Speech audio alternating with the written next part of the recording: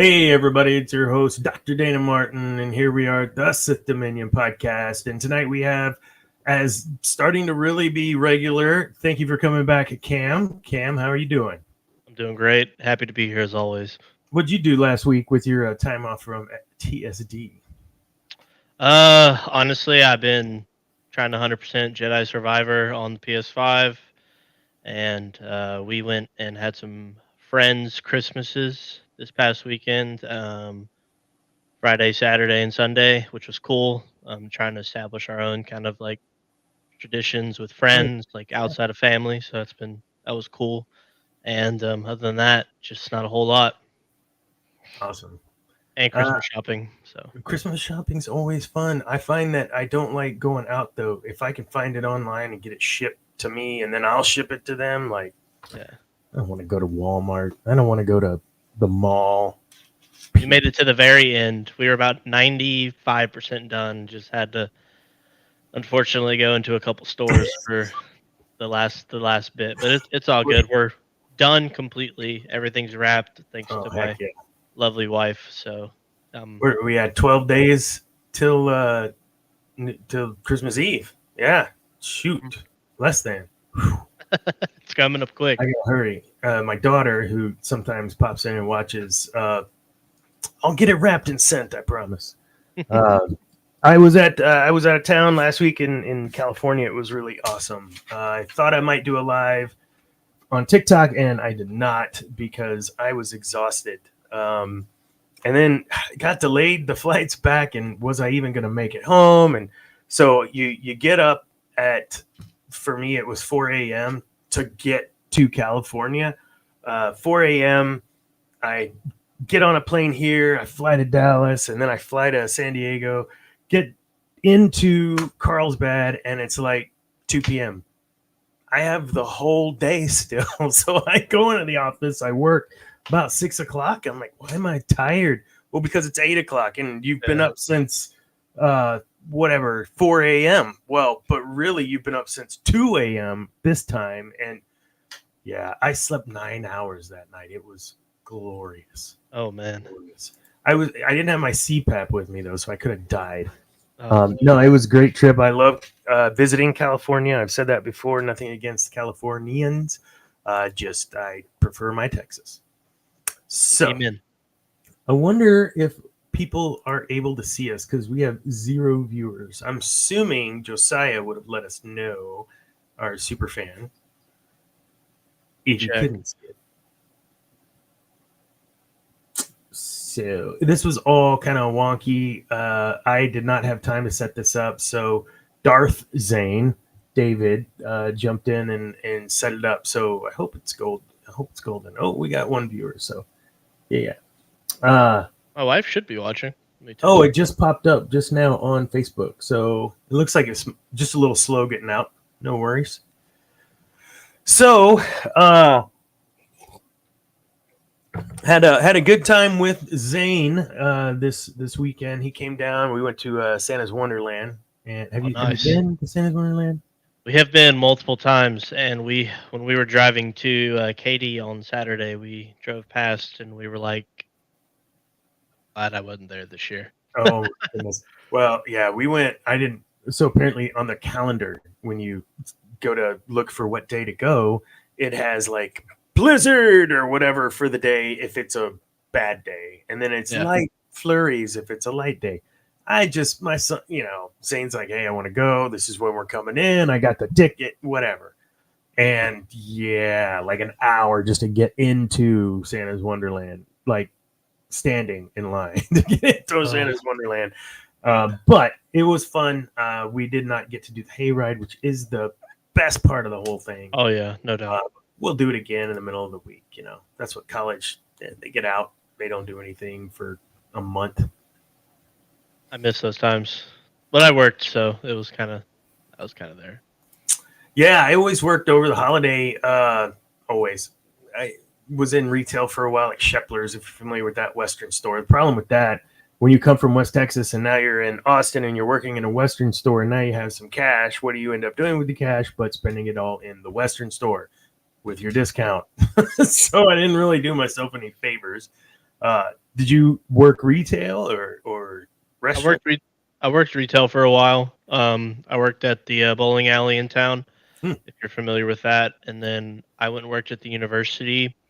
My into my sophomore year to for 3 years. So when I went to the university, it was much better for my class and social life and everything. So yeah, then when I graduated, I was in retail a little bit in the bank, and then just kind of morphed in the you are. not retail side anymore, which has been thankfully I enjoyed my time. I learned a lot of good customer service, and hats off to all the retail workers because Heck yeah, especially this time of year. oh yeah, I don't envy them at all. Not a bit. So, speaking of this time of year, tomorrow night, for all of you out there listening right now, and that will pick it up on the podcast tomorrow, um, we are having a GNN holiday special.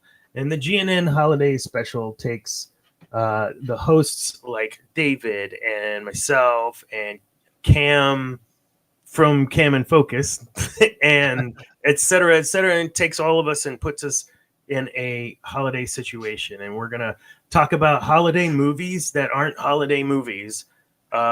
We may try to do some knockout rounds and voting and see what we can do with that. Who knows what's going to happen? Hilarity ensues. I don't know. Or maybe the girl goes off with the prince. I mean, that's the Hallmark version. So tomorrow night, the holiday special, GNN holiday special, 8:30 Central. It will be on YouTube live. Any questions? Good. I don't know about guest cam, how all that might work. If you're available, are you available if we bring on those guests as well?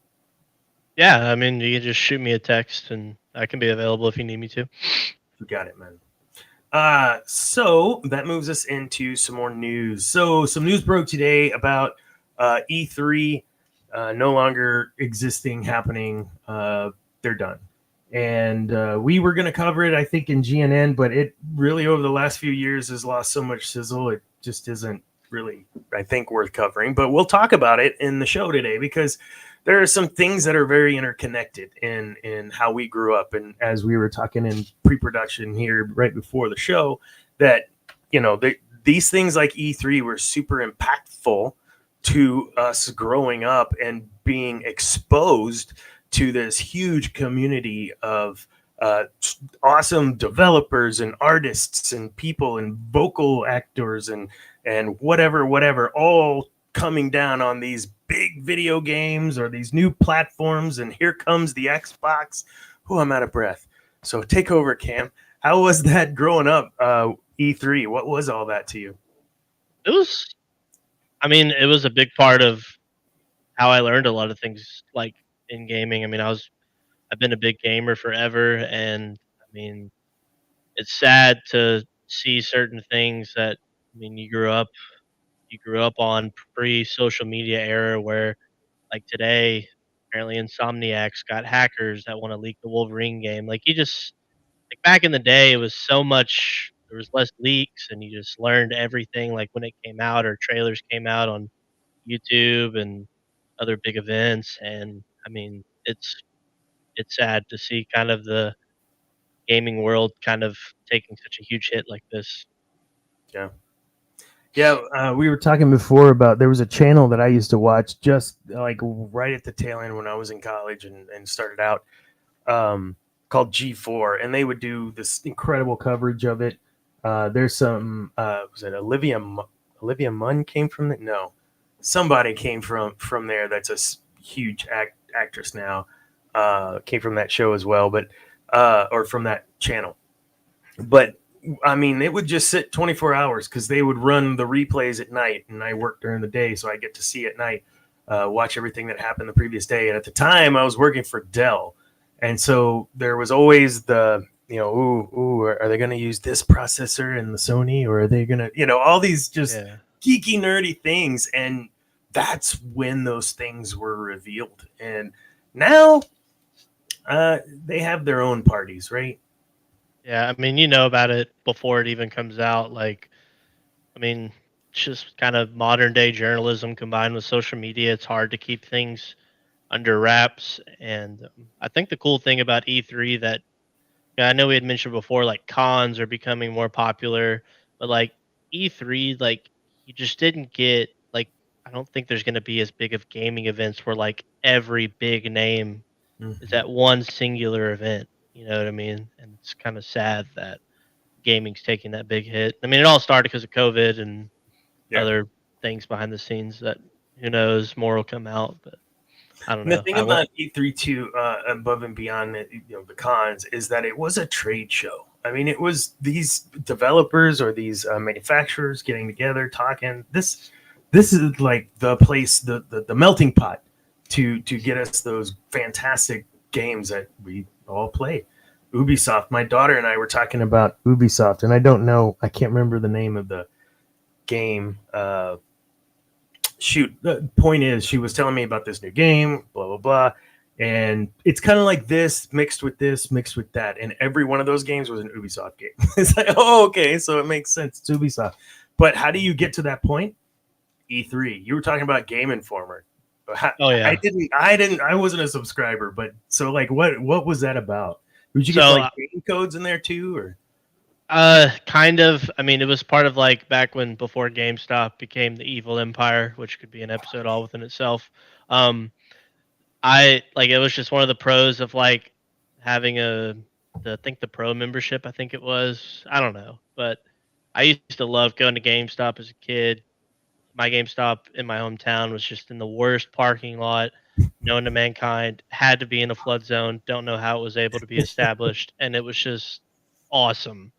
My grandma would take me for early day releases, and I would beg my cousins when they learned to drive to take me to midnight releases, and I'd get it, get the Game Informer there. I'd get it at home, and I would just spend hours just reading it, learning about new games because I was a big PS2, Xbox 360 kid, and so I was like, with the Xbox, PS exclusives, and then Wii and all of that. It was just so cool to have it all in one magazine. Heck yeah. Big physical media guy, so um, I wish something like that was, excuse me, still going on, but I can't support GameStop anymore. The evil. That's another show on another channel. Oh, I have plenty to say. uh, Hey, what's up, Andrew? up, I Andrew. it was shoot, I just lost it. I got sidetracked there. Anyhow, so yeah, I find myself in GameStop now, but I'm not looking at games. I'm looking at like pop figures, or I've just been introduced to the Gundam builds, like where you can build the Gundams Oh they yeah. snap together or whatever. Like those are super cool, and they're kind of 5 inches. They're not super big, and man, so I find myself now going in for a totally different reason, but still within geekdom, right? Yeah, I think GameStop has the new Captain Rex, and I think it's Krell, right? The Jedi that didn't have respect for clones in the Clone Wars. They've got some big dual pop Oh wow! event coming. I think it's only in GameStop, but it's Captain Rex, so it'll probably sell out before Is you it the can even. big pop diorama one? Is that what It it is? yeah, it's like the horizontal one. Okay, okay, It's gotcha. it's a good size, probably like 35 bucks probably. So, but I think GameStop that's a GameStop exclusive, so I may be going to try to check that out if it hasn't already come out. So, GameStop.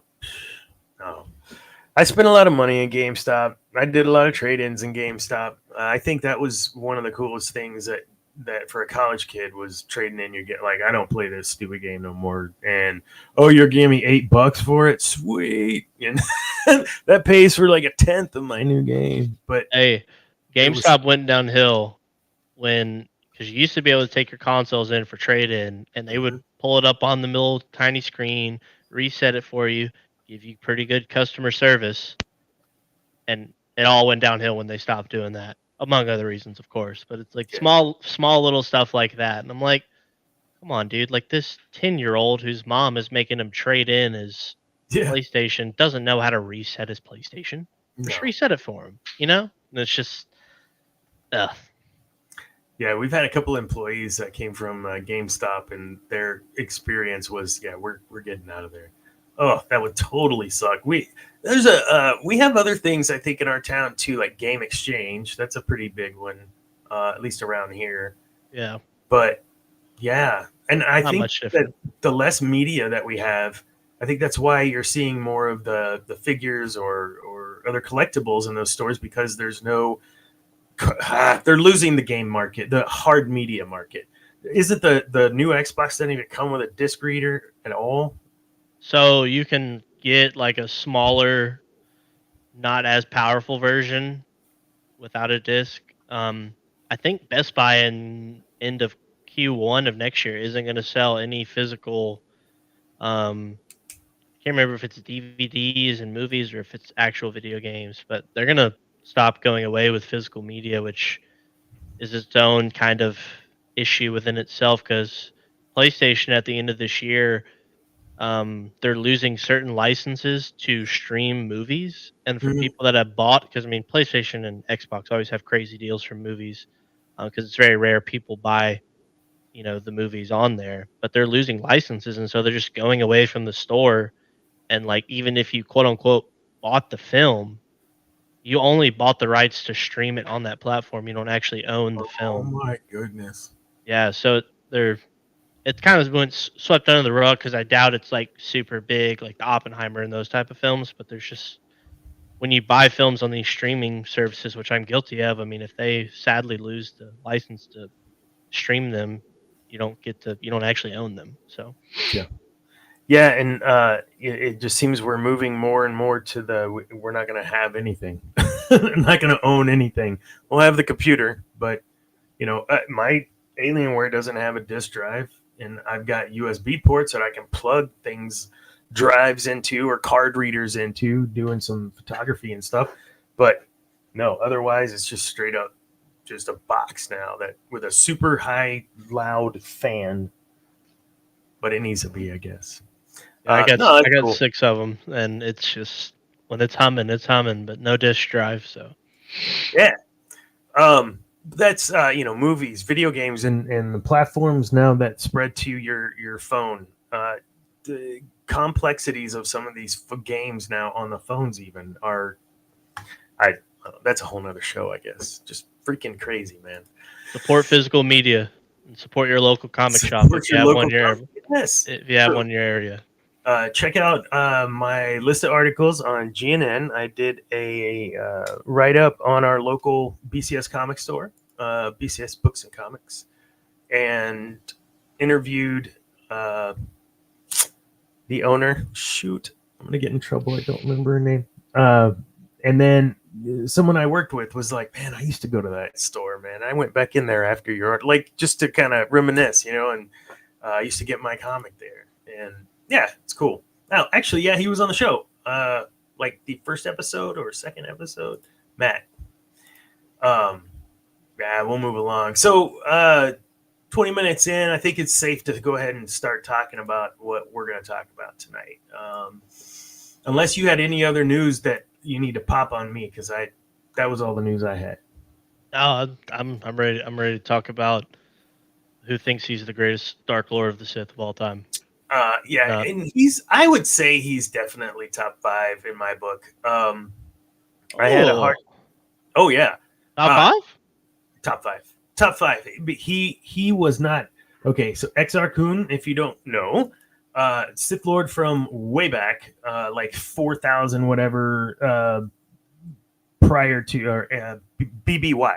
Yeah. And so when you're looking at 1,000 years, 2,000 years, and all of a sudden someone resurfaces, not like Palpatine, like someone resurfaces in spirit form. It's kind of interesting, and that's was my introduction to Exar Kun, was his longevity and being able to start to trap Luke, and we'll talk a little bit about that here in a little bit as well.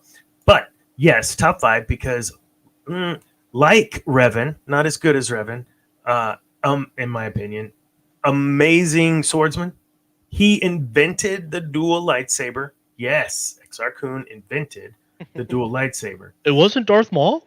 No, whoa, he's so cool. Yeah, no. Unfortunately for Maul, no. Fortunately for Maul, it was built before him. I don't think he had the technical savvy to, you know, whatever. I know he made legs, but I think those little spider things helped him make his legs. So he's kidding. Oh god, that episode is just oh gosh. But so as a swordsman, like he was nearly unmatched. Like the entire Jedi Order knew. Like he was amazing as a Jedi. And then his quest for knowledge, as most good Sith do, uh, he opened up and learned to do things that no one had ever learned to do.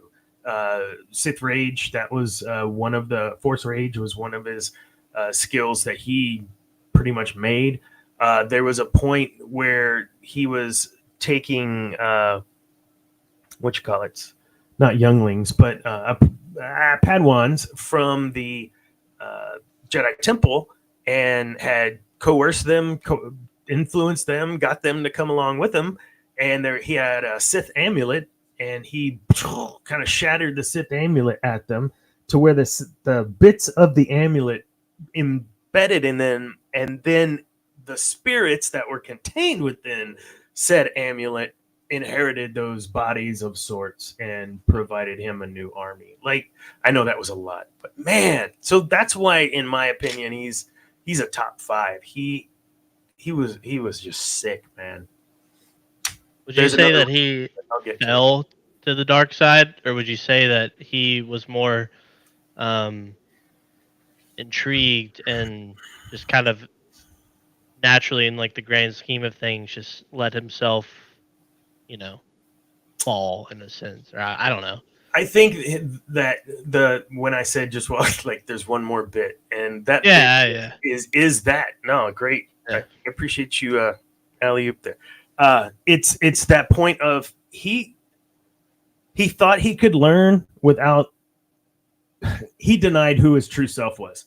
His true self was there was a darkness there was a taint there that he had within him that he needed to get out, but he would just keep inside. In moments, these little fits would come out, and he'd have to rein it in. And his Jedi Master was, implicit, like, dude, or explicit. You've got to stop doing this. But ultimately, yeah, no, he didn't fall. I think he was easing his toe in, and then all at once realized, oh, this is who I am, and I'm just not going to deny it. And he kind of had to survive too, I guess, from what I read up on too. So, yeah, he is a survivor. He's oh, hey, what's up, Darth Zane? Hello, Darth Zane. It's not letting me respond to you in chat. I was trying to text, but it's okay. Somehow Exar Kun returned. So he fed off of the life force. So the reason that this show is called "Twas the Night Before Yavin IV," I have a theory that there's nothing to back this up. And maybe I'm just romanticizing Yavin IV because of the they revisited Yavin IV in the book series, the X-Wings book series, and that's now Legends. And I think it was in that series. So they go back and they're touring this old temple, which was Exar Kun's temple. Like that's where they built the rebel base. What? Like, yeah. So they're revisiting the temple, and you see etched Porkins and whatever, all the different pilots etched their names. Like that was their bunk. That's where they slept the night before.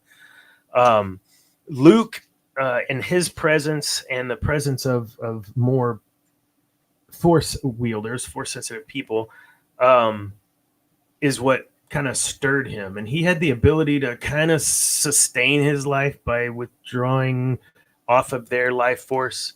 But ultimately he needed a body. And there was no way he was going to get a body unless he was going to be able to get into the force users such as Luke Skywalker. The greatest of all time. Yeah. So I gotta pull this. I want you to talk about this because I want to share it. I actually do really like this. So give me a second here. All right. Kind of like you said in the pre-show. Imagine you survive, preserve your spirit for thousands of years, and the one force wielder you run into when you awaken is Luke Skywalker. Yeah, who is one of the greats of all time.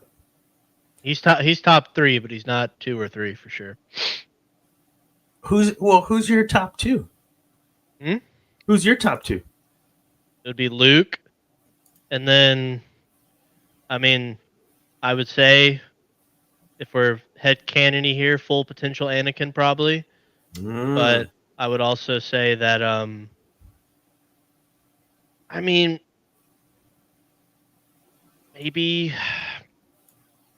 maybe Yoda, maybe Revan. I don't know. I'm a Luke fanboy. I can't deny it. So he's Fair. kind of he's the bar, and everyone else is just kind of beneath him.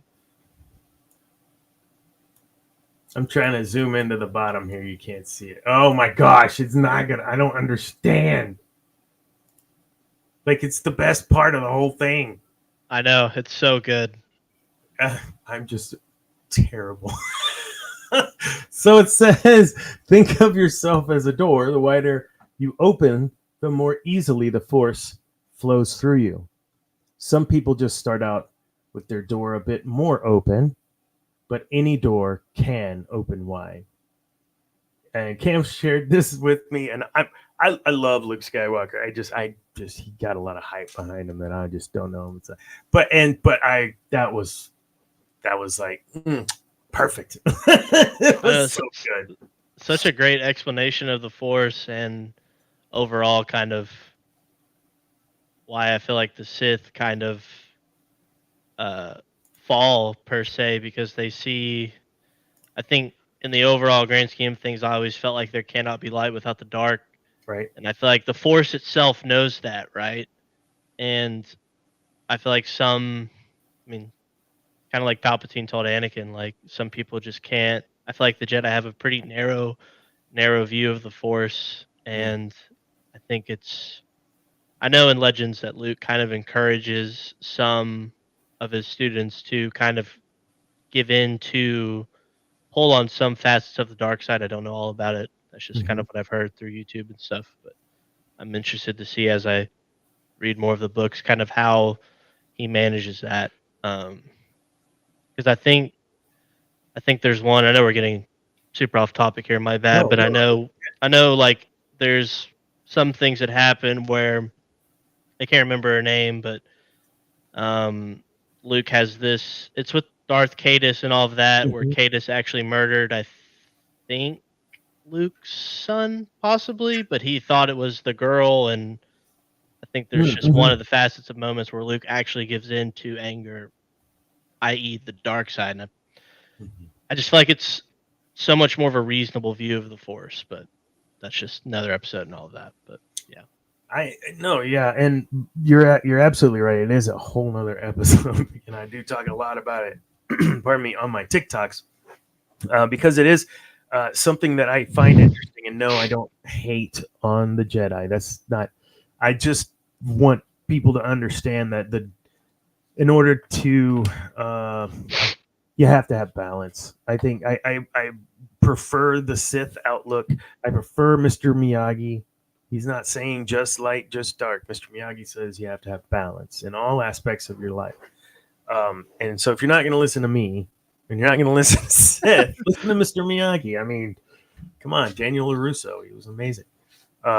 Sith are so much more relatable, and I feel like we are all kind of naive if we think that if we weren't in this world, and even honestly, even in our current world, we quote unquote have feelings of anger, resentment in our everyday lives, and that is kind of in the grand scheme of things what Force wielders have to deal with as well. So, I mean, how many times do you walk through a grocery store sliding glass door and use your hand to open it? all the time. There's honestly even sometimes where I'm sitting on the couch and I'm just like holding out my hand like this, like, what if it happens? what if it happens? You know, I'm just like, what, like imagine it happens. No one's gonna believe me because I'm never gonna be able to do it again. But imagine, so Yeah, and tell me you have not tried to force choke someone or oh, use your Jedi mind trick. Just like you just know.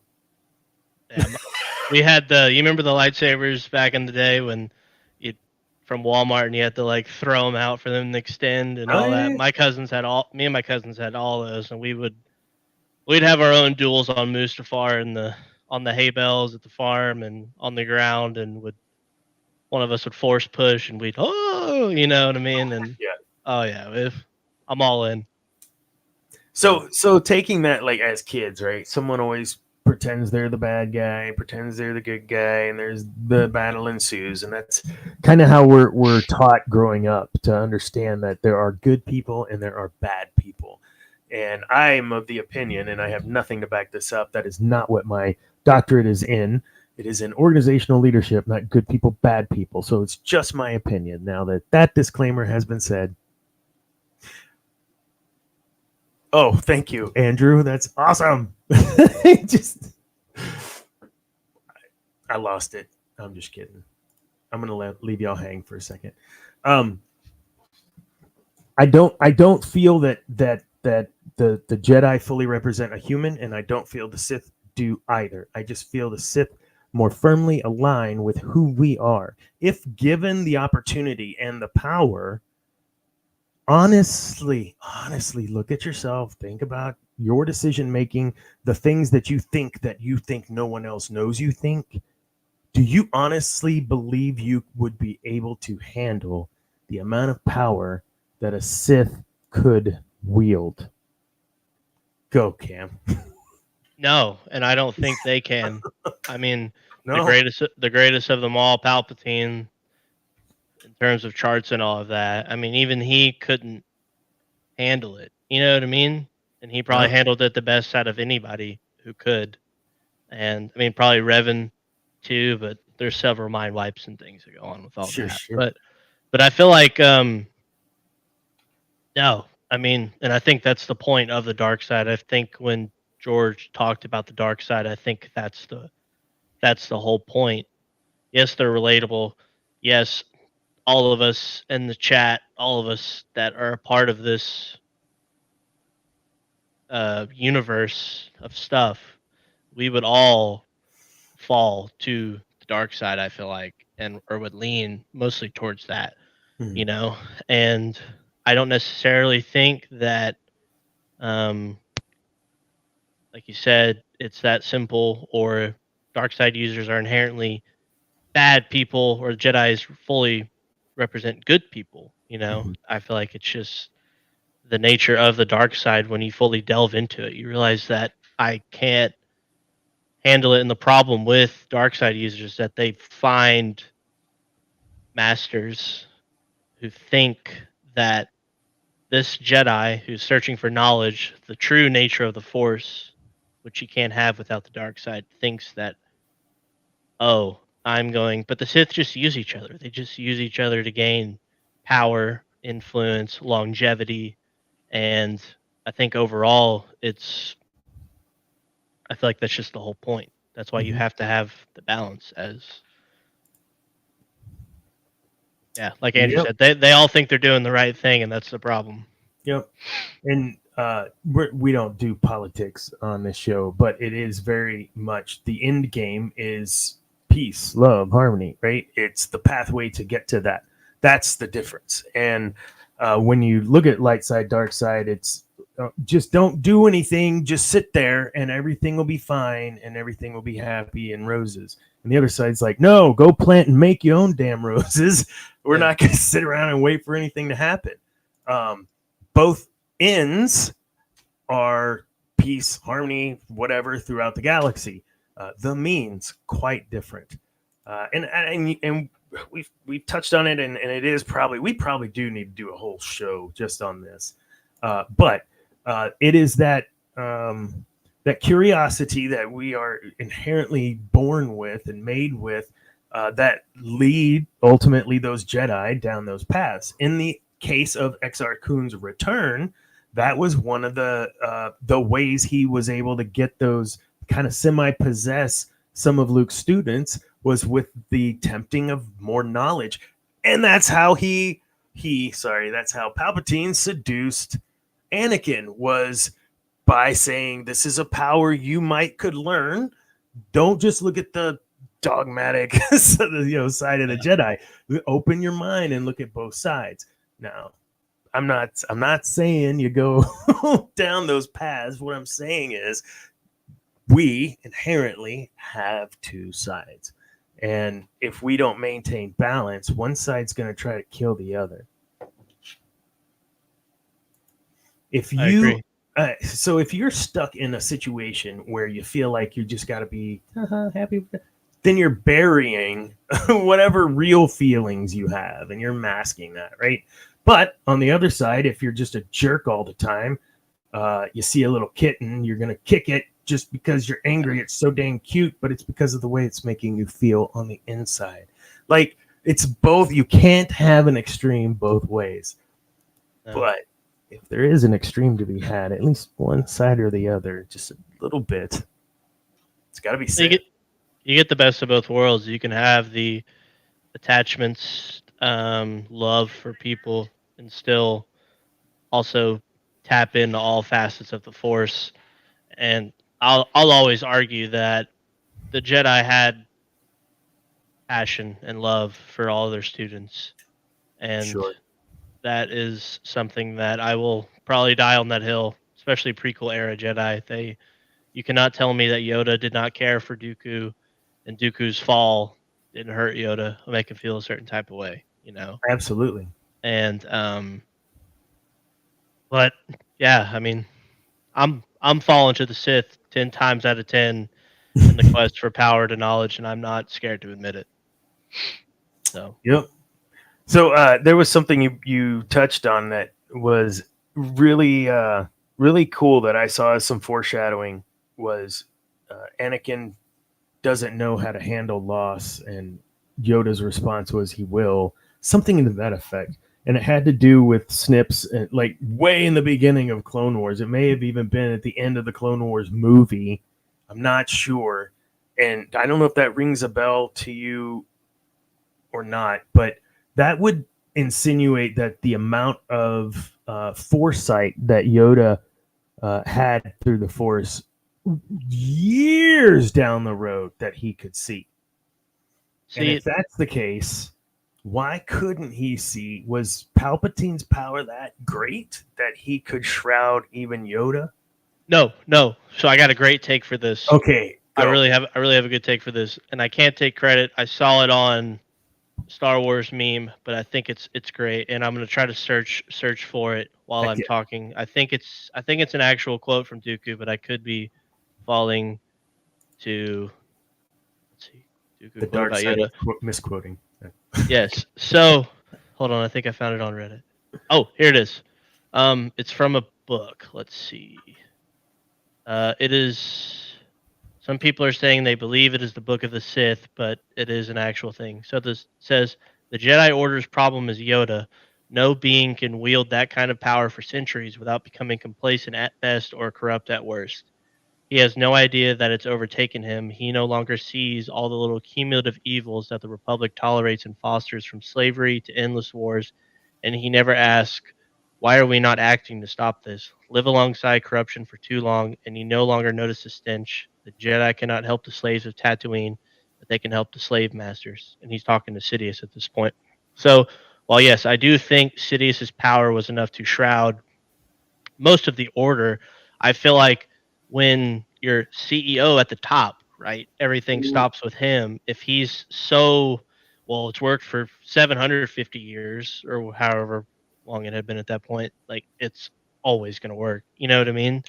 And I think that quote by Dooku encapsulates the issue with the Jedi of the prequels and kind of the Jedi in general. And I think Yoda realized that.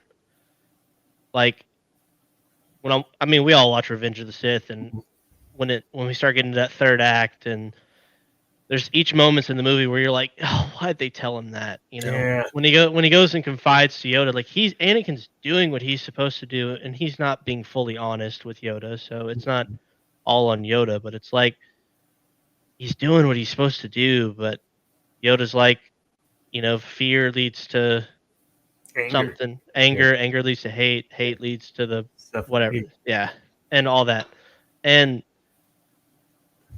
like, yes, I feel like Palpatine's influence was way more on the Senate side of things Mm-hmm. versus the actual Order. I feel like the Order was just too naive because of Yoda, and they were like, "Well, we're just going to follow with whatever our leader's saying." And yeah, I mean, like Andrew's saying, Yoda was just too set in his ways. So, and while you're talking through that, I am reminded of Return of the Empire Strikes Back, where he gets a little like pissy with Luke and pokes him. He's like 900 years of training Jedi, whatever. Yeah. It's like, oh, you're a little full of yourself there. But it didn't click then, and literally not till you went through this about Yoda, where even then he's high on himself. Yeah, Man. I hate to say it, but I feel like that one movie that I don't want to talk about, that is the one scene with Yoda and Luke. I think if that's the one part Ryan Johnson gets right, I feel like he kind of got, and to be fair, I've only seen it one time. I could be kind of misreading with what I remember from 6 years ago, but I feel like Yoda finally understood, right? Mm-hmm. And but it was kind of too late. And But his understanding, and this is the beauty, I think, of the Force, and the Force flowing through the universe and through everything, and is the ability to learn how to communicate with those past, and so Yoda had the ability to impart wisdom once again to Luke, yeah, because of that. Qui-Gon leading the way with that. Get it, Qui-Gon? And shout out to Qui-Gon. shout out to Qui-Gon. The You don't get enough shout outs. Have you seen the them watching? It's Kenobi and Qui-Gon, but they do deep Oh fake yeah, or something. And I know what they're you're talking about. holy crap! Really, the kid did that? Like, it's just fantastic. If you guys haven't seen that out there, Did you ever read the Force Unleashed book, the I did first not. one? So I mean, you played the game, I assume, or probably Yes, I Zane. Yeah, I mean, and so you remember when I think it's the first one when Starkiller goes to Dagobah to go into the tree. Mm-hmm. So apparently in the book, and I read an excerpt from it, I still want to read that book. Apparently he feels, because Yoda's just sitting outside, and in the game it's like, oh, Yoda cameo, awesome. But like in the book, Starkiller is like terrified because Oh, he feels the power coming from the tree, but he also feels Yoda's immense power in the Force, and he's like, what is up with this little green dude? I'm kind of paraphrasing, but sure. that's kind of the point. But I feel like even though that's pre Empire Strikes Back, and eventually, thankfully, Yoda caves in and kind of trains Luke, but those years on Dagobah changed Yoda, and I feel like you know, he finally kind of realized. I mean, you can't sitting in a dark side, just powerhouse. Eventually, I feel like you're able to kind of reflect to a certain extent. So, Yeah. I'm having an epiphany, I think. So I still Luke, can't believe Exar Kun's in your top 5. yeah, I like him. I like him a lot. He let me get real quick. Shoot, Luke Skywalker. So it just hit me walking through that. Luke Skywalker in, is it The Last Jedi? What's the second one? The second, The Last Jedi. The Last Jedi. Whenever all the stuff, the sacred texts and all that crap, right? That's when that all burns, or is that in the? Yeah, that's in the second one. Yeah, it's in the second one. So Luke did exactly what Yoda did. He failed and he ran. And then when Luke goes to Yoda and Yoda's like, no, I'm not training him. He's too old, whatever, whatever, whatever. It was a fear that led him. It wasn't, he's too old. Yoda's been training people for 900 years. He could have done it. He didn't want to. He was afraid. And then Luke was afraid. So where I thought, that's not my Luke. Maybe it is more my Luke than what I want to admit, because he's treating Rey exactly the way that Yoda treated him.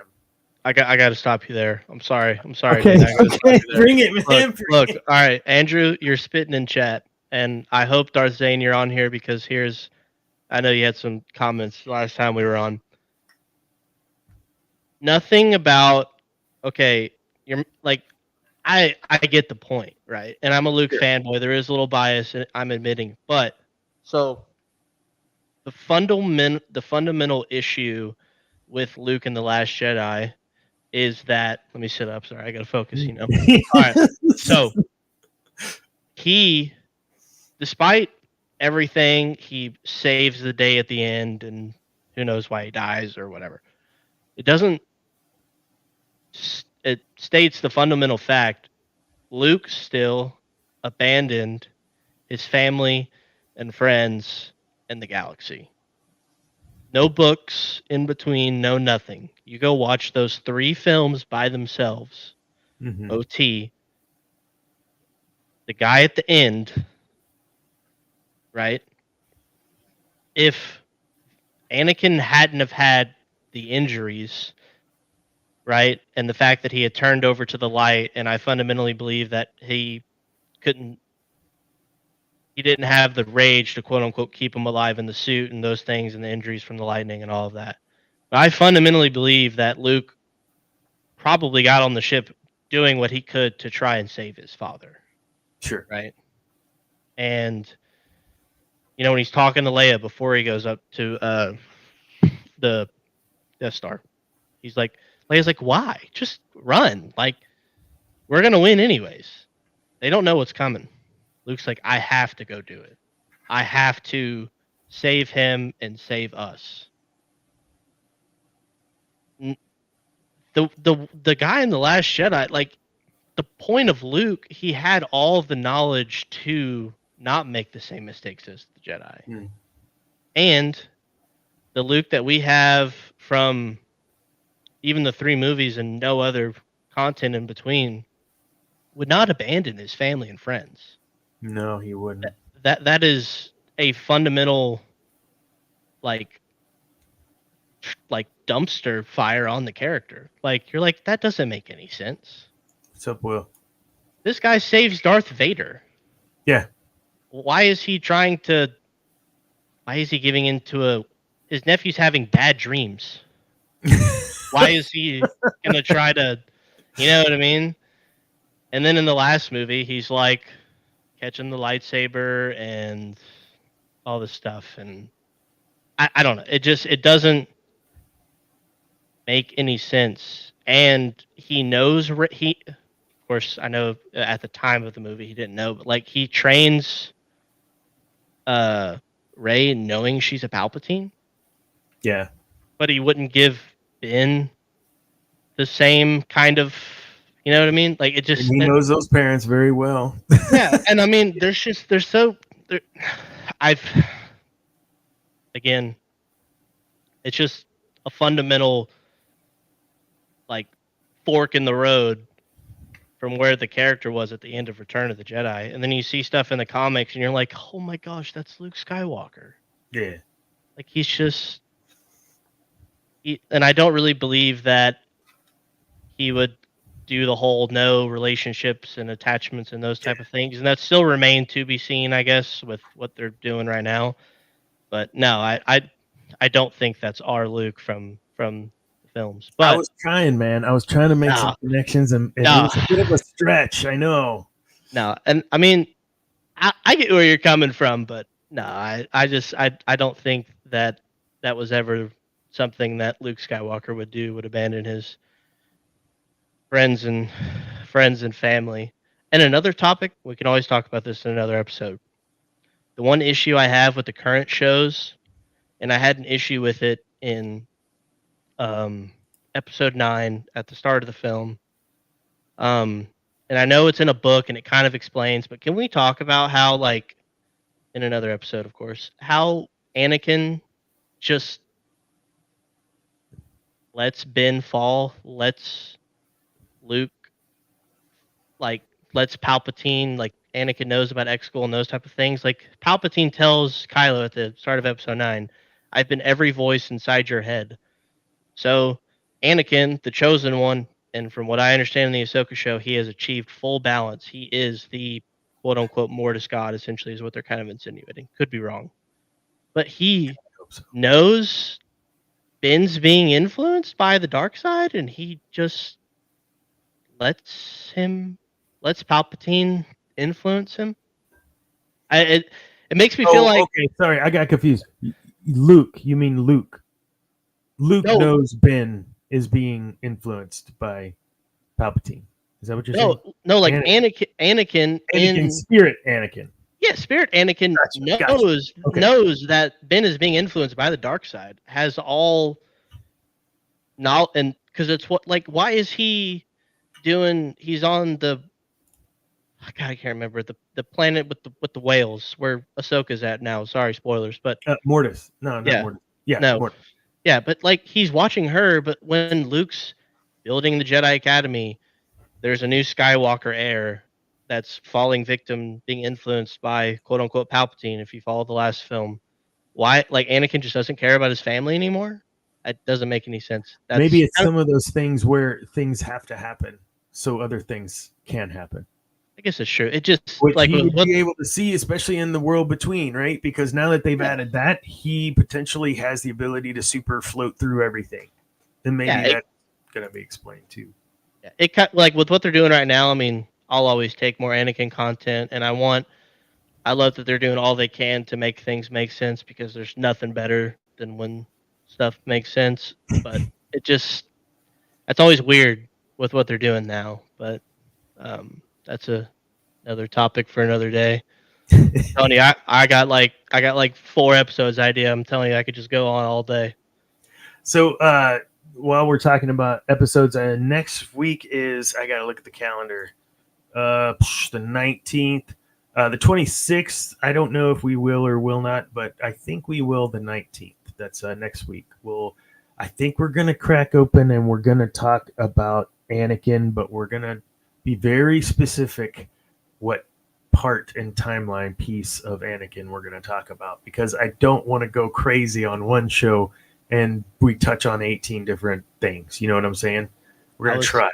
I was telling my wife, I was like, I'm going to ask him. I was meant to get to it in the pre-show or after, but I was like, when are we gonna talk about? So this will be our 20th show. So I thought, why not celebrate the 20th show with little Anakin? Or are they the same person? In the end, Anakin is the chosen one. He's the one that can do it both. That's true. He was offered the position, right? And he turned it down, and now I think he's there. But I can't wait to see how they do all that. Did he really turn it down though? I think maybe he said, "Hold on, I'll be back." Let me go. Hey, let me put in my 2 weeks over here. Hey, it's kind of like you said. I mean, the Force knows all, and the wills. I don't know if that's a thing they're still doing. I know that was an idea George was doing, but maybe it's kind of a thing that the Force knew was going to happen, and I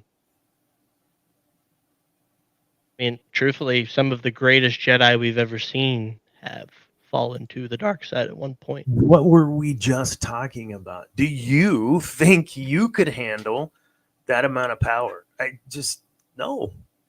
I'm not holier than thou. Like I know. Like no way. I agree. 10 out of 10. That's why I think Obi-Wan is a top. Probably we were talking about tiers earlier. To be another good episode too. That I would love to get in, because I got to figure out where Exar Kun's in your list, because there's just a lot of other Sith I'm thinking about. But I don't know. And we said, he killed what's his name too? The the spirit of Rita Nad. Is that his name? yes. Yeah. I was about to say Nar Shaddaa. No, that's a planet. Yes, thank you. He destroyed his life force. Like the guy is amazing. I mean, he's no Vader. Okay, he's no Vader. He's no Revan. But I mean, he's up there, man. He's good. I know I missed the Revan episode, but I would love if we ever circled back on him because I think he's probably one of the greatest, probably if not the greatest Force wielder of all time in terms of his light and dark kind of achieving what I would consider to a certain point at one time, maybe full balance. So yeah, and let's not forget the dual lightsaber. I mean, thank you, Exar Kun. So we can wrap up him. We kind of got off topic a little, like we always do, but at the end of the day, the guy, what makes him special, I think, is the duration. Right? It took so long.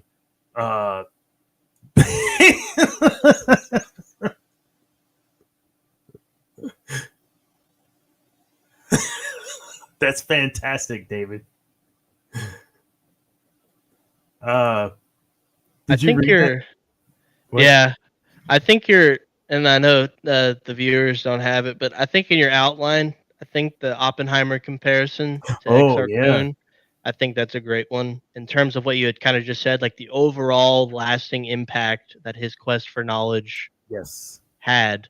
I think is kind of similar to Oppenheimer's overall. And I haven't seen the Christopher Nolan film, and I really want to, but I think overall, I think that's probably one of the best comparisons I think we can draw to real world times, and in terms of what is the price of knowledge, forbidden knowledge with bunnies, right? Yeah, for forbidden knowledge, but you know what I mean. Like what is the price of goals, and the like? I feel like the Sith don't ever realize. They don't know what the end goal is. They just want more and more and more. And they think they're doing it for a good cause, kind of like what Andrew said earlier, kind of like what the Jedi think they're doing is for a good cause. Mm-hmm. Like what Oppenheimer thought he was doing is a good cause. And every person that does great or impactful things, right, thinks they're doing it for a good reason. But it's like at what cost? Like your life, others' lives, future lives. Well, so the Oppenheimer is I'm glad you brought that up, and we can work that in and close out. But I used him, and I used Napoleon. I just saw the Napoleon movie. How was it? It was okay. Is Joaquin Phoenix who plays Napoleon? Yeah, it was okay. There was no accent. It was just Joaquin Phoenix, like at community theater, I guess. It wasn't that great. The cinematography was great. The action sequences were great. The battles were great. That kind of stuff. And what I determined was, initially started out as a wholesome quest, right? But ultimately, power corrupted, and the amount of power that Napoleon wielded. From being exiled, being brought back, and then being exiled, like he just kept coming back. Exar Kun kept coming back, but for Napoleon, it was more that power that he was able to get. And with Oppenheimer, I really felt like he knew what he was doing. He knew the outcomes. He knew how many people would die. He knew all these things, and still did it. He had to struggle with that, I think, later in his life, or maybe he didn't. We're led to believe that it was something that he had a 4-hour cut, because I drank too much soda. We'll just say that I couldn't barely. I had to leave in the middle of it. It's like 3 hours and 15 or 3:20, something crazy. It's a long movie, really good though. But how do you balance that? And I don't think there's an answer. It ultimately, one side or the other is going to win. And in the case of Exar Kun, his best bud, name escapes me, was by his side whenever Exar Kun became Dark Lord of the Sith, or Dark Lord of the Sith, and became his apprentice, and then was lost his Force capabilities and went back to the Jedi Order and betrayed him. So I mean that even when you're friends and everybody leaves you, and you still got to keep going. And I think ultimately when we look at those bits in people's lives, like Oppenheimer or Napoleon, they were lonely people when they died. They went for that quest to power and ultimately paid probably one of the greatest sacrifices. And Luke, I get it, he would have given everything for his friends, just like he did every other time prior. And that's where I think there's a difference in Luke and how he was portrayed, what we've been talking about with Exar Kun. And ultimately that's why Exar Kun failed, because his pupils believed in him. I don't know that I've ever had a teacher, maybe one or two, that I fully believed in the way that his students did. And you're right, that doesn't work with what happened with Ben at all. The Exar Kun story. But that story is legends, right? So we gotta be careful there. Who did we talk about a few weeks ago where it was kind of like the same, kind of had a similar situation? Students, trying to think of. Was it Darth Crate with?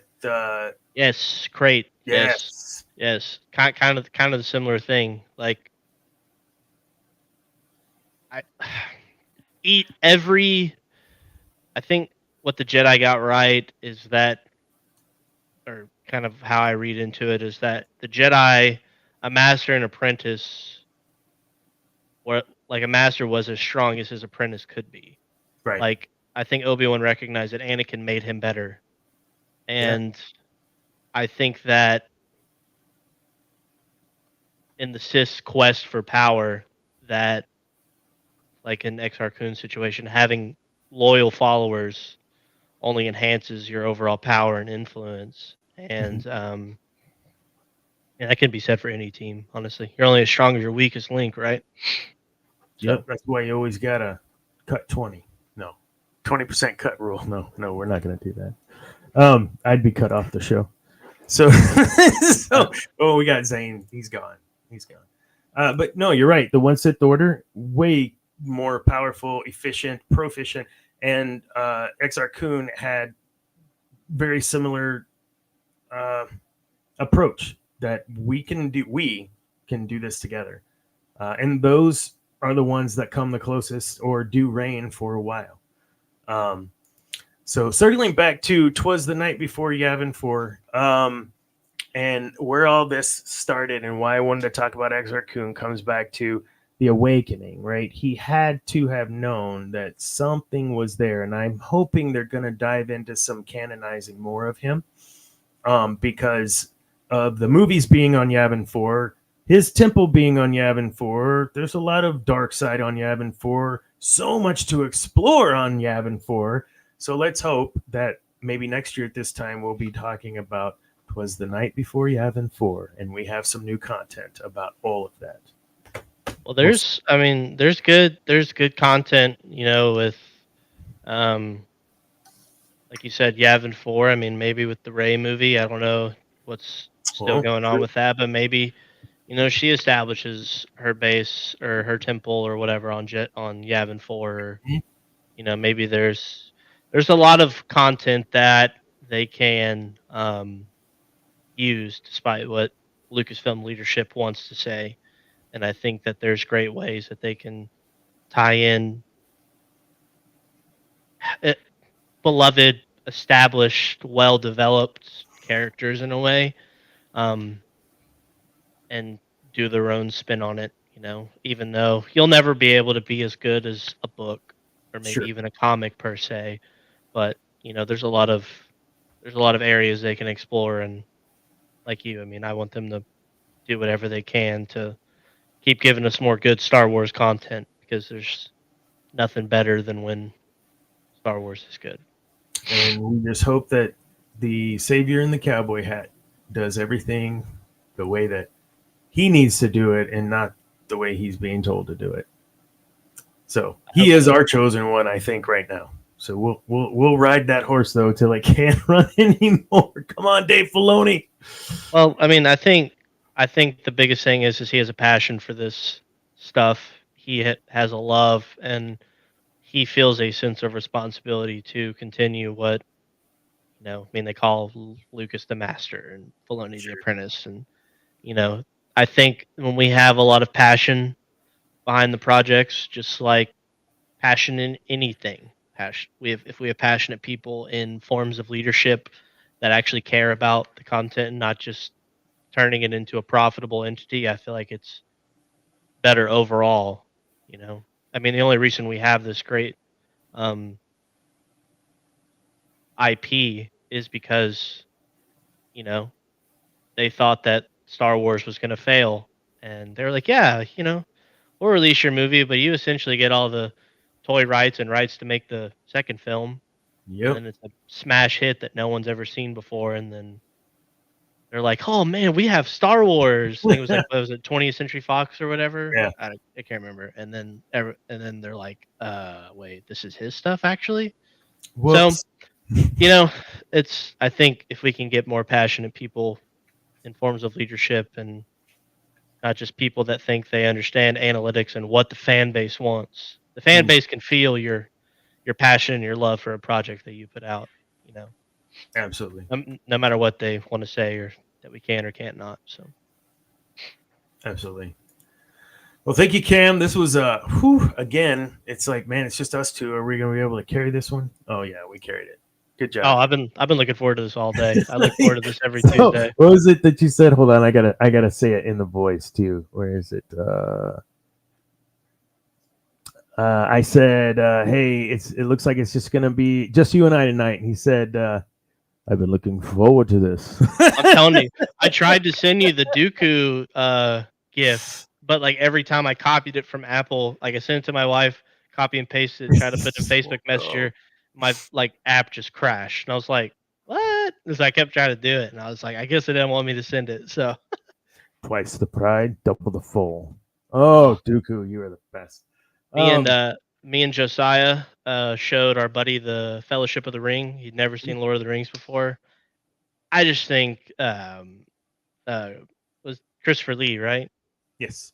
Yeah, he's just unlike one of the coolest dudes of all time, and just plays a villain like nobody else ever probably Absolutely. has. Agreed. William, thank you for popping on the Geek. That was the Geek Gauntlet. They are on Saturday. William will be tomorrow live with us as one of the Geek Gauntlet hosts. Everyone on the Geek Gauntlet has their own little corner, whether it's anime or DC or MCU or what have you. Oh, what the heck was this? I don't know what that was, Andrew. I missed that. And I don't know how I clicked that. Sorry, I missed that. I don't remember what that was referring to. Anyhow, we'll have the show tomorrow. So Darth Zane will be on, and from Cantina Happy Hour and MCU Mondays, and everyone else all over GNN will be on tomorrow night, 8:30, right here on GNN on YouTube. And next week we will have a show that we will start to talk about Lord Vader.